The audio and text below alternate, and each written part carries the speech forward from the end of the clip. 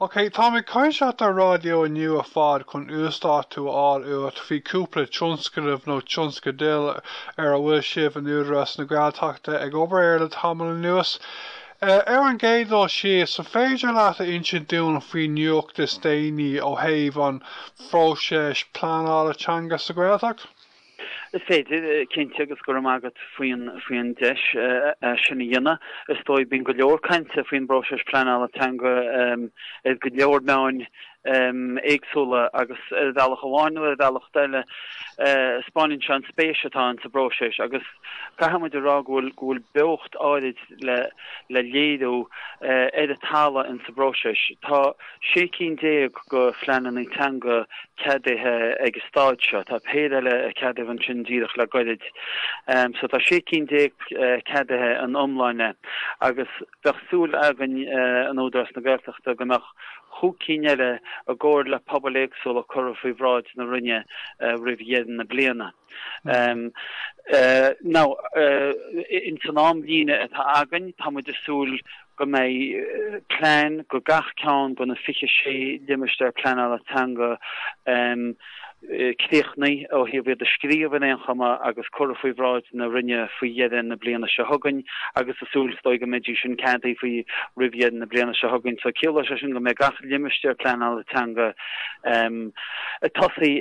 feimú na bleanaí an chéim is tábhachtaí stoi agus is mú spéise in áide a tosaí feimú na bleanaí ag an am sin. Tá anáthes orm go bhfuil fórmhór an plan ceadathe nó. Tá suma gom freisin sa phróisis sa phróisis chun baltí serviceí Gaeltachta a ahaint an bhfuil éoniocht faoi seoin is a go?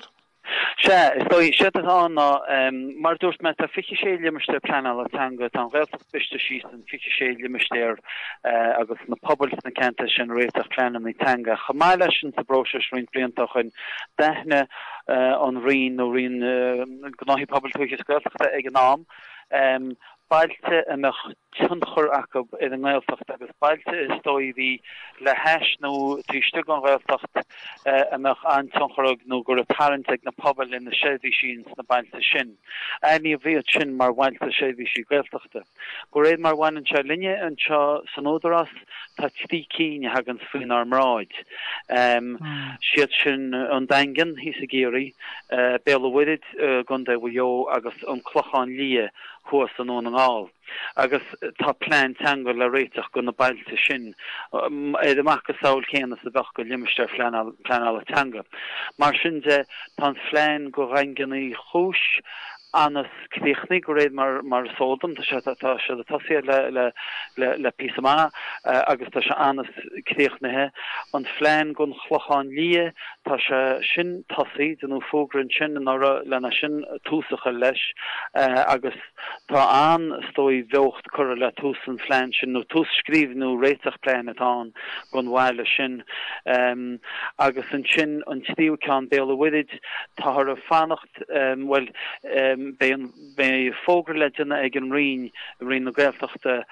ag stáid ag an faoi tosaí a phlean go déala bhuiid agus is stoi tá fógra sin fós le hecht. So sin an stáid maidide leis na bailte sédhí sí Gaeltachta agus plán teanga le réiteach chob sin chomá. Tá an simú gom sa phróisis sin tá sé anna simú. Ok, leanana muidir roiig chun cáint faoin dar tionscadh nó tionscadil san aglah seo ar bhfuil se bh gobar an féidir a rádiún cádaon tionscadil Gaeltacht na hÉireann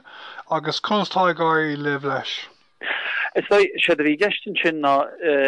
is tionscnamh straiteach go chuid an údra se nó cean gan nach chuig tionscnamh a bhí straiteach a bhí agan sa straiteach nua a dail sem an 2008 ná branda a chrothú gon Gaeltachta dálach. Branda ina bhéiteach is dói gach cinál agricht nó cólacht nó duine i híochtasteach faoi chun saos na Gaeltachta chun cíine agus a léadú agus a hacocht le le cólachtaí nó le agrechtaí nó le grúpaí nó in Canadian Road stoi hichtesteach is an obair bheith chaine leis an meach an cín. Is ruda a bhí ar máird hain iarú le rint ama agus is ruda a bhí gá éileh ag pobl réalteachta chamá. Stoi bailach ná díide le margecht dhéana ar an ggéalteachta. Sin brande forbrich gweilteach na héad na hugtar réid. Stoi tan tógra in a hús fósa bailach is proses mála vín an stoi brande arbert a an cíine agus dhéal agus go a rachanta aige agus tá sin tarlú stoi cheol mu an brande déine. Stoach fóver na bliana an nora mar jealous leige me go mu blian stechan agus mar dúirt me se a gist leis sem randan a go meach lochannaí áid fá léadú ag an ram a hain mar jara agus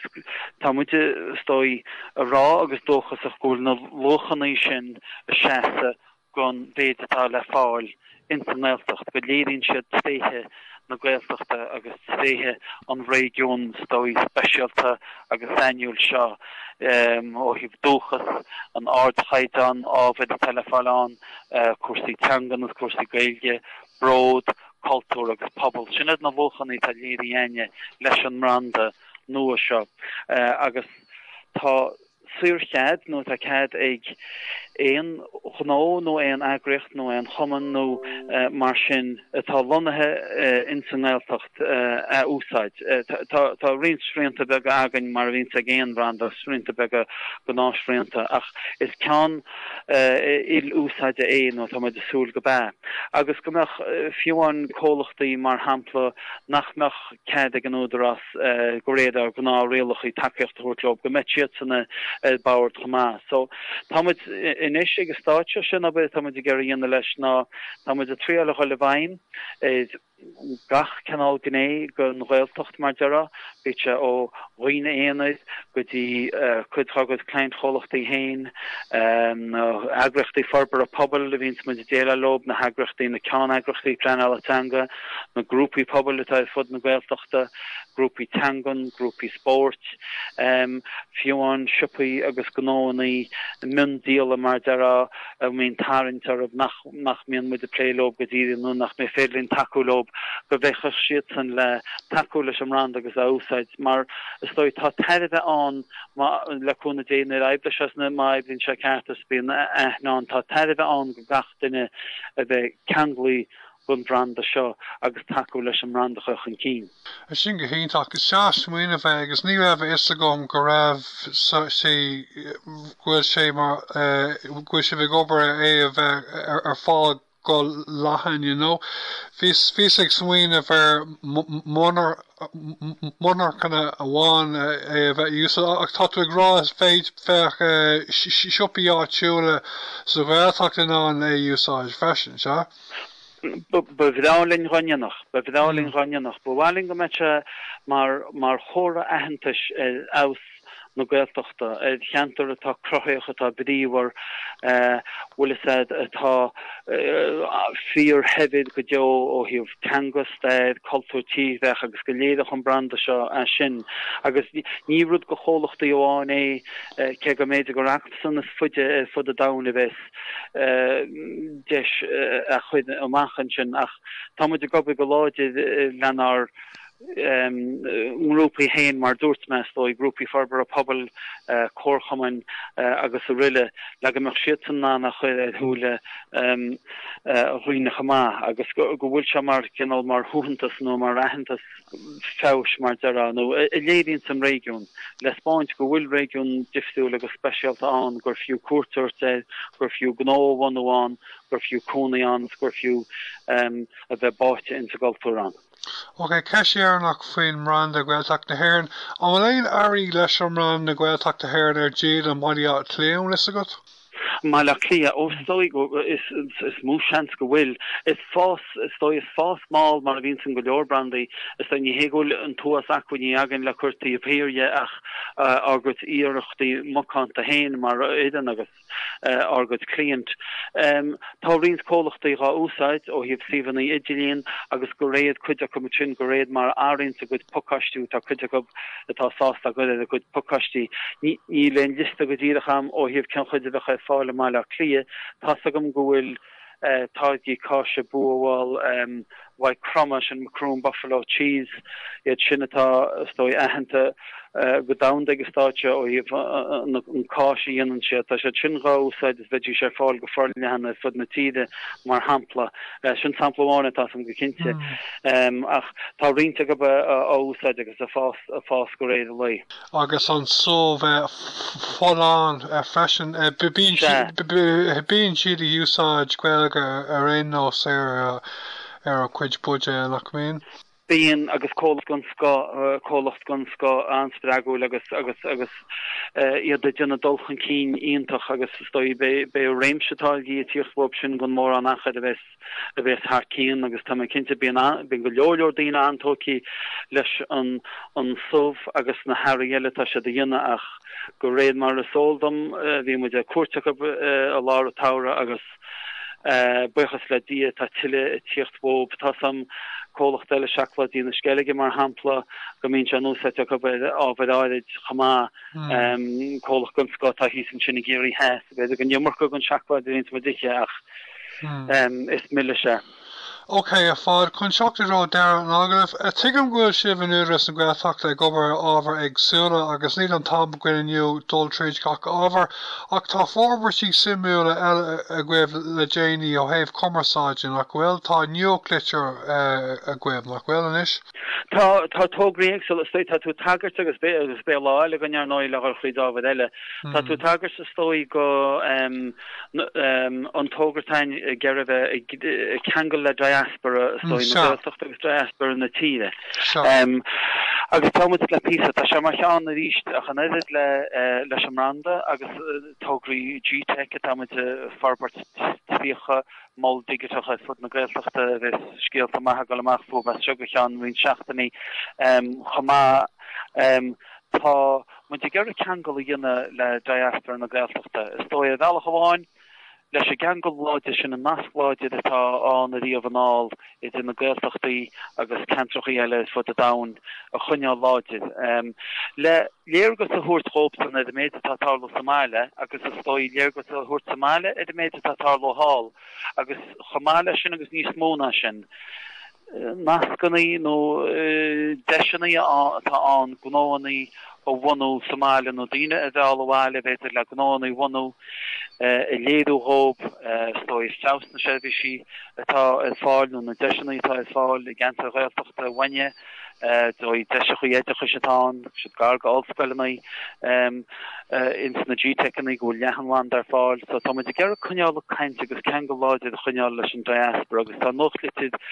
tosaí agan lena sinna líana